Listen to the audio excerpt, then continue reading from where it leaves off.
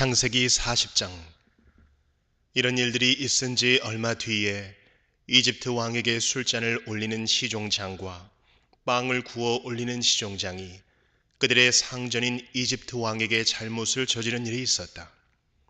바로가 그 두 시종장, 곧 술잔을 올리는 시종장과 빵을 구워 올리는 시종장에게 노하여서 그들을 경호대장의 집 안에 있는 감옥에 가두었는데 그곳은 요셉이 갇힌 감옥이었다. 경호대장이 요셉을 시켜서 그 시종장들의 시중을 들게 하였으므로 요셉이 그들을 받들었다. 그들이 갇힌 지 얼마 뒤에 감옥에 갇힌 두 사람, 곧 이집트 왕에게 술잔을 올리는 시종장과 빵을 구워 올리는 시종장이 같은 날 밤에 꿈을 꾸었는데 꿈의 내용이 저마다 달랐다. 다음날 아침에 요셉이 그들에게 갔는데 요셉은 그들에게 근심스러운 빛이 있음을 보았다. 그래서 요셉은 자기 주인의 집에 자기와 함께 갇혀있는 바로의 두 시종장에게 물었다. 오늘은 안색이 좋아 보이지 않습니다. 왜 그러십니까? 그들이 그에게 대답하였다. 우리가 꿈을 꾸었는데 해몽할 사람이 없어서 그러네. 요셉이 그들에게 말하였다. 해몽은 하나님이 하시는 것이 아닙니까? 나에게 말씀하여 보시기 바랍니다. 술잔을 올리는 시종장이 자기가 꾼 꿈 이야기를 요셉에게 하였다. 내가 꿈에 보니 나의 앞에 포도나무가 있고 그 나무에는 가지가 셋이 있는데 거기에서 싹이 나더니 곧 꽃이 피고 포도송이가 익었네. 바로의 잔이 나의 손에 들려 있기에 내가 포도를 따다가 바로의 잔에 그 즙을 짜서 그 잔을 바로의 손에 올렸지. 요셉이 그에게 말하였다. 해몽은 이러합니다. 가지 셋은 사흘을 말합니다. 앞으로 사흘이 되면 바로께서 시종장을 불러내서 직책을 되돌려 주실 것입니다. 시종장께서는 전날 술잔을 받들어 올린 것처럼 바로의 손에 술잔을 올리게 될 것입니다. 시종장께서 잘 되시는 날에 나를 기억하여 주시고 나를 따로 생각해 주시기 바랍니다. 그리고 바로에게 나의 사정을 말씀드려서 나도 이 감옥에서 풀려나게 해 주시기 바랍니다. 나는 히브리 사람이 사는 땅에서 강제로 끌려온 사람입니다. 그리고 여기에서도 내가 이런 구덩이 감옥에 들어올 만한 일은 하지 않았습니다. 빵을 구워 올리는 시종장도 그 해몽을 듣고 보니 좋아서 요셉에게 말하였다. 나도 한 꿈을 꾸었는데 나는 빵이 담긴 바구니 3개를 머리에 이고 있었네. 제일 위에 있는 바구니에는 바로에게 드릴 온갖 구운 빵이 있었는데 새들이 내가 이고 있는 바구니 안에서 그것들을 먹었네. 요셉이 말하였다. 해몽은 이러합니다. 바구니 셋은 사흘을 말합니다. 앞으로 사흘이 되면 바로께서 시종장을 불러내서 목을 베고 나무에 매다실 터인데 새들이 시종장의 주검을 쪼아 먹을 것입니다. 그러한 지 사흘째 되는 날, 그날은 바로의 생일인데 왕은 신하들을 다 불러 모으고 잔치를 베풀었다. 술잔을 올리는 시종장과 빵을 구워 올리는 시종장이 신하들이 모인 자리에 불려나갔다.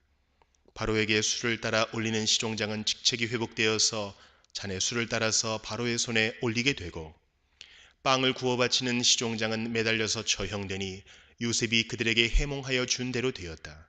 그러나 술잔을 올리는 시종장은 요셉을 기억하지 못하였다. 그는 요셉을 잊고 있었다. 마가복음 10장.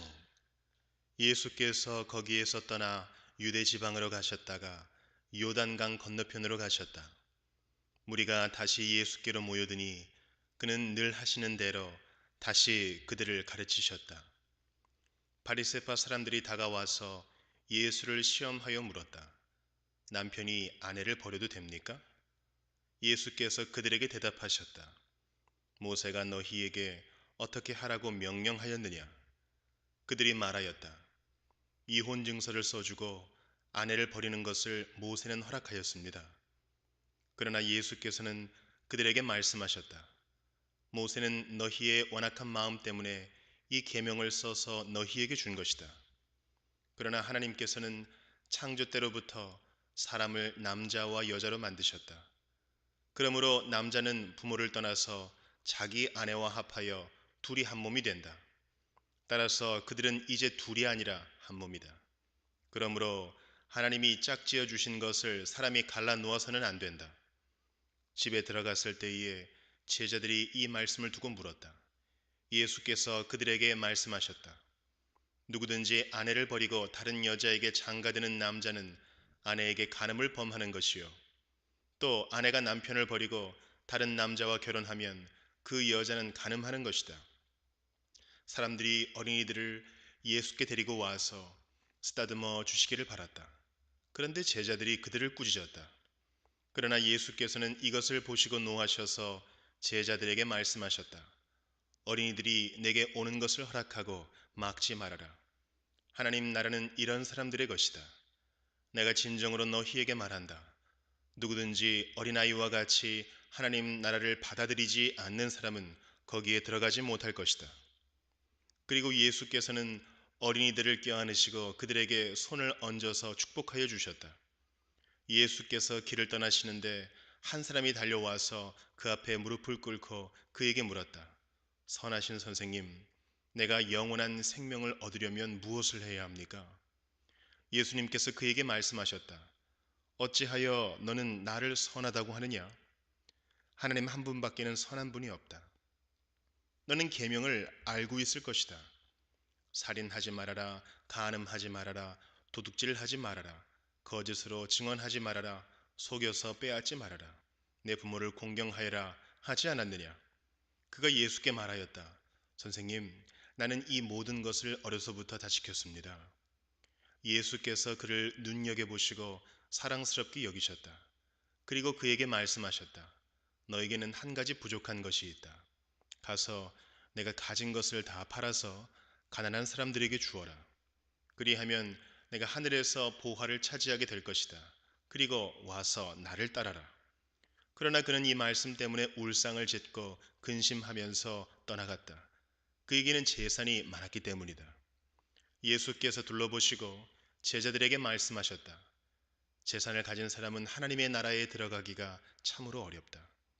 제자들은 그의 말씀에 놀랐다. 예수께서 다시 그들에게 말씀하셨다. 이 사람들아, 하나님의 나라에 들어가기는 참으로 어렵다.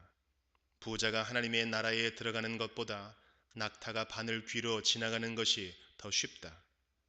제자들은 더욱 놀라서 그렇다면 누가 구원을 받을 수 있겠는가 하고 서로 말하였다.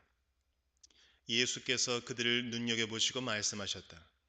사람에게는 불가능하나 하나님께는 그렇지 않다. 하나님께는 모든 일이 가능하다. 베드로가 예수께 말씀드렸다. 보십시오.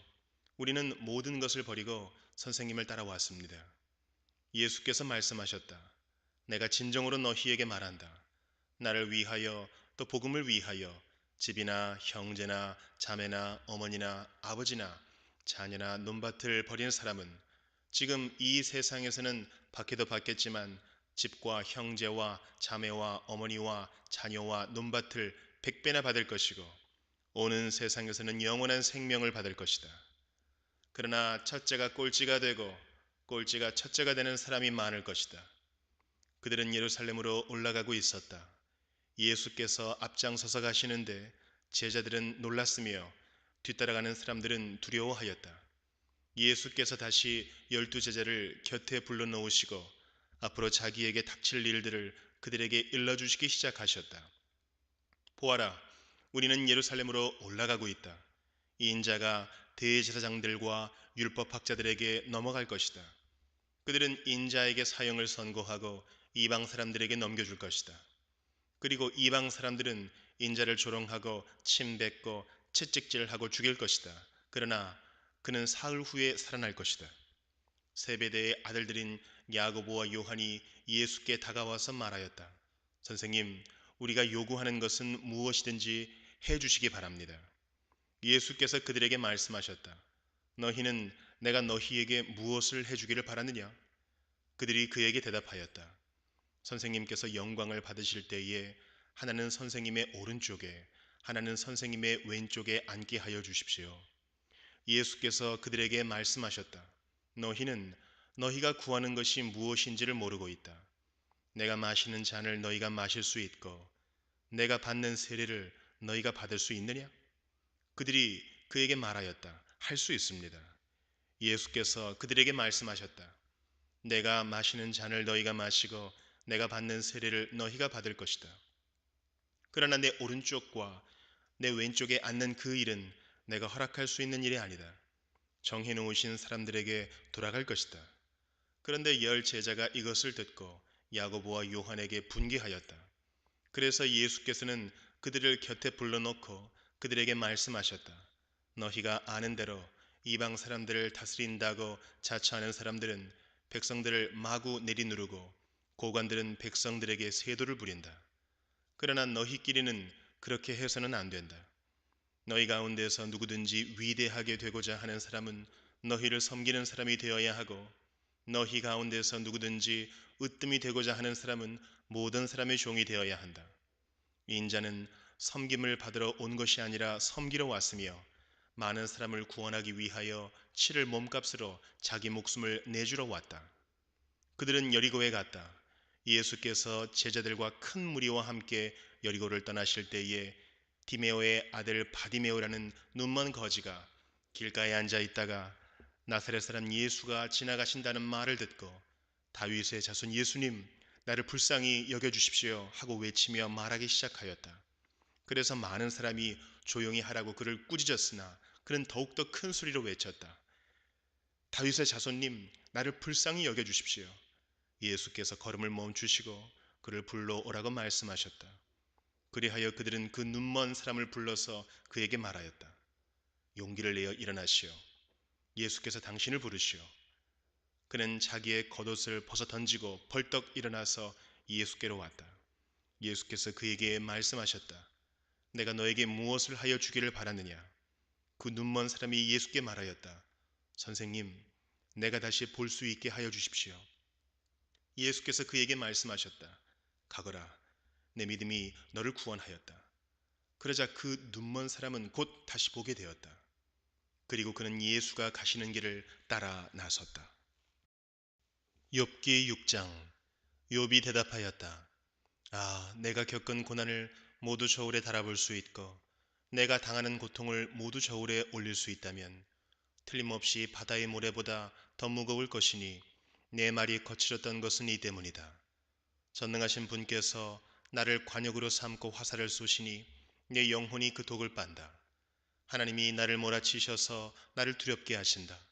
풀이 있는데 나귀가 울겠느냐? 꼴이 있는데 소가 울겠느냐? 싱거운 음식을 양념도 치지 않고 먹을 수 있겠느냐? 달걀 흰자위를 무슨 맛으로 먹겠느냐? 그런 것들은 생각만 해도 구역질이 난다. 냄새조차도 맡기가 싫다. 누가 내 소망을 이루어 줄까? 하나님이 내 소원을 이루어 주신다면, 하나님이 나를 부수시고 손을 들어 나를 깨뜨려 주시면 그것이 오히려 내게 위로가 되고 이렇게 무자비한 고통 속에서도 그것이 오히려 내게 기쁨이 될 것이다. 나는 거룩하신 분의 말씀을 거역하지 않았다. 그러나 내게 무슨 기력이 있어서 더 견뎌내겠으며 얼마나 더 살겠다고 더 버텨내겠는가? 내 기력이 돌의 기력이라도 되느냐? 내 몸이 노쇠라도 되느냐? 나를 도와줄 리도 없지 않으냐? 도움을 구하러 갈 것도 없지 않으냐? 내가 전능하신 분을 경외하든 말든 내가 이러한 절망 속에서 허덕일 때야말로 친구가 필요한데 친구라는 것들은 물이 흐르다가도 마르고 말랐다가도 흐르는 개울처럼 미덥지 못하고 배신감만 느끼게 하는구나. 얼음이 녹으면 흙탕물이 흐르고 눈이 녹으면 물이 넘쳐 흐르다가도 날이 더워지면 쉬 마르고 날이 뜨거워지면 흔적조차 없어지고 마는 개울. 물이 줄기를 따라서 굽이쳐 흐르다가도 메마른 땅에 이르면 곧 끊어지고 마는 개울. 대마의 대상들도 물을 찾으려 했고 스바의 행인들도 그 개울에 희망을 걸었지만 그들이 거기에 이르러서는 실망하고 말았다. 그 개울에 물이 흐를 것이라는 기대를 했던 것을 오히려 부끄러워하였다. 너희가 이 개울과 무엇이 다르냐? 너희도 내 몰골을 보고서 두려워서 떨고 있지 않느냐? 내가 너희더러 이거 내놓아라 저거 내놓아라 한 적이 있느냐? 너희의 재산을 떼어서라도 내 목숨 살려달라고 말한 적이 있느냐? 아니면 원수의 손에서 나를 건져달라고 하길 했느냐? 폭군의 세력으로부터 나를 속량해 달라고 부탁하기라도 했느냐? 어디 알아듣게 말 좀 해보아라. 내가 귀 기울여 듣겠다. 내 잘못이 무엇인지 말해보아라. 바른 말은 힘이 있는 법이다. 그런데 너희는 정말 무엇을 책망하는 것이냐? 너희는 남의 말 꼬투리나 잡으려는 것이 아니냐? 절망에 빠진 사람의 말이란 바람과 같을 뿐이 아니냐? 너희는 고아라도 제비를 뽑아 노예로 넘기고 이익을 챙길 일이라면 친구라도 서슴지 않고 팔아넘길 자들이다. 내 얼굴 좀 보아라. 내가 얼굴을 맞대고 거짓말이야 하겠느냐? 너희는 잘 생각해 보아라. 내가 억울한 일을 당하지 않게 해야 한다. 다시 한 번 더 돌이켜라. 내 정직이 의심받지 않게 해야 한다. 내가 혀를 놀려서 옳지 않은 말을 한 일이라도 있느냐? 내가 입을 벌려서 분별 없이 떠든 일이라도 있느냐? 로마서 10장. 형제자매 여러분, 내 마음의 간절한 소원과 내 동족을 위하여 하나님께 드리는 내 기도의 내용은 그들이 구원을 얻는 일입니다. 나는 증언합니다. 그들은 하나님을 섬기는 데 열성이 있습니다. 그러나 그 열성은 올바른 지식에서 생긴 것이 아닙니다. 그들은 하나님의 의를 알지 못하고 자기 자신들의 의를 세우려고 힘을 씀으로써 하나님의 의에는 복종하지 않게 되었습니다. 그러므로 그리스도는 율법의 끝마침이 되셔서 모든 믿는 사람에게 의가 되어 주셨습니다. 모세는 율법에 근거한 의를 두고 기록하기를 율법을 행한 사람은 그것으로 살 것이다 하였습니다. 그러나 믿음에 근거한 의를 두고는 이렇게 말합니다. 너는 마음속으로 누가 하늘에 올라갈 것이냐 하고 말하지 말아라. 그것은 그리스도를 끌어내리는 것입니다. 또 누가 지옥에 내려갈 것이냐 하고 말하지도 말아라. 그것은 그리스도를 죽은 사람들 가운데서 끌어올리는 것입니다.